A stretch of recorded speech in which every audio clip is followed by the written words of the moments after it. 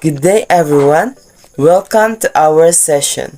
I am Marcus Sergay and I will be discussing the topic metacognitive regulation and control. Let me introduce to you the learning outcomes after this session. First, explain the meaning of metacognitive regulation. Analyze the relationships among the three metacognitive processes. Apply metacognitive processes in a given situation or context. Now let us proceed to the proper discussion. First, the meaning of metacognition. Metacognition from the word meta means beyond or on top of, and cognition from the word cognoscere, which means to know. Combined together, metacognition means thinking about thinking. Thinking about not just what of learning, but the how. Next, we have metacognitive regulation. Metacognitive regulation is the second element of metacognition because the first element was metacognitive knowledge. It is how we control our thinking to facilitate our learning. For example, students with effective metacognitive regulation skills can select appropriate learning strategies for a task and modify their approaches based on outcome. It pertains to the learner's ability to keep track of or assess their learning or knowledge. There are three parts of regulation. First, we have the planning. Second, we have monitoring, and then the evaluation. The first process is plan. In planning, it involves how to approach the task. So, kung magplano ta, kinahanglan nakaibaw ta og unsaon nato pag sugod ang mao nga task. Kay naa makay mga strategies, no? It involves the selection of appropriate strategies, allocation of resources, and set goal. So, kinahanglan naatay iset nga mga appropriate strategies. Kanang mga effective nga strategies para nindot ang ato ang pagbuhat. Allocation of resources. Ang atong mga gamiton dapat ato nang isuwat daan sa atong plan, diba? And then we have to set goal. So dapat naka-iset nga goal para naatay makabot. Second process is monitoring.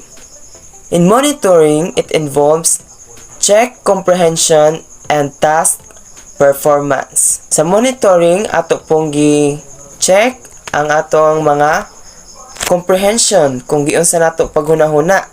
And then our task performance. Kung nindot ba ang ato ang performance, ato pud na siyang i-monitor.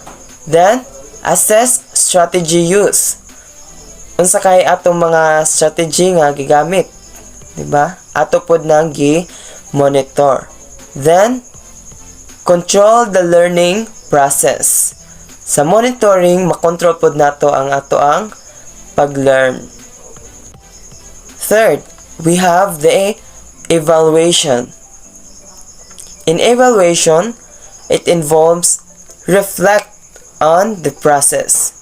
So, ma-reflect nato sa evaluation kung sakto ba ang ato ang process, kung nasubay ba ta sa ato ang plans. Next, we have assess performance.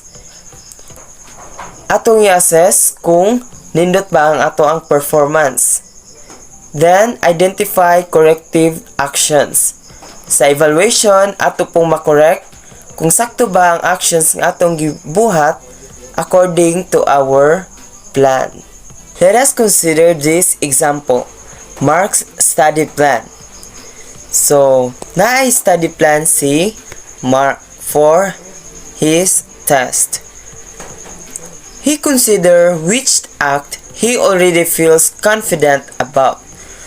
So, iya sang gi planuhan nga iya sang i-consider kung unsa ang mga act nga nahibaw-an niya or confident na siya ana nga act. Then, which sections he needs more time to prepare for. So, iya pod tong gihunahuna kung unsa toy kinahanglan pa niya i-prepare. Next, exactly how he will monitor his progress during preparation. So, nagplano pud siya kung unsaon pud niya pag-monitor ang iyahang progress. Then, he regularly paused to ask. During sa test, iya po ng regular nga pangutanon ang iyahang kaugalingon. He said, "Is what I'm doing working?" So, nag-work ba kaha ang iyahang gibuhat? Moto, iyahang gipangutana pod ang iyahang kaugalingon. So, asort ni sa iyahang pag-monitor sa iyahang mga plano. Then, if so, how do I know?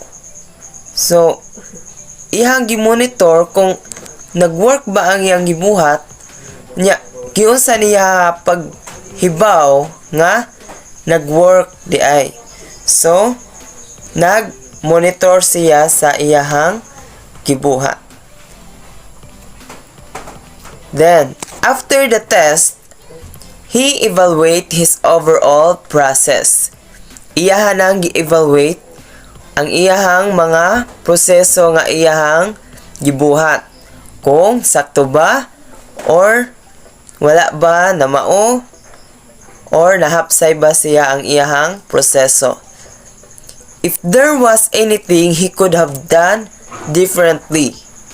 So, ihapong i-assess kung naapa siya nabuhat nga lain or naba siya nabuhat nga wala mauyon sa iyahang plans. Then, how he will prepare differently next time. So, sa iyahang pag-evaluate sa iyahang ipangbuhat, ihapong gi-assess kung asa siya nagkulang, then para makaprepare po siya kung unsa na po'y buhaton sa sunod. Sa evaluation, maka-learn ta. Then, ug katong nga learning, pwede na to ma-apply sa sunod. There are basic questions before, during, and after studying to attend to the decisions that can make the difference in our performance. So, naatay mga questions kung unsaon nato ang pag-planning, ang pag-monitoring, ug ang pag-evaluate. So, in before learning, take time to plan. So, dapat before ka mo learn, naa kay plano. So, imong ipangutana sa imong kaugalingon, what am I supposed to learn? Unsa kay dapat nato nga ma-learn? Next, what strategies should I use? Unsa nga mga techniques or mga strategies ang atong pwede gamiton? How much time do I have? Kinahanglan po nato i-consider ang atong time. Next, while learning, pause to monitor. How am I doing? So, kumustahon po di mo ang imuhang gibuhat? Am I on the track with my plan? So, nasubay pa ba ka sa imong plano? Do I understand what I'm learning? So, kinahanglan pod nga masabtan nimo ang imuhang gi-learn. Should I adjust my pace? So, naa pa ba kay kinahanglan i-adjust? Then, after learning, reflect and evaluate. What did I learn? So, imo nang pangutan na imong kaugalingon kung naa ba kay na-learn. What could I have done differently? Napa ba kay nahimo nga lahi? Napa ba kay lain nga nabuhat? Then, is there anything still don't understand? Napa ba kay wala masabti? Learning and practicing metacognition means that you'll be your own best indicator for whether you're prepared for a test or not. So, mauto ang ato ang discussion. Now, let's proceed to our assessment. This assessment I prepared for you. That's all for today. I will end this session by saying thank you and God bless.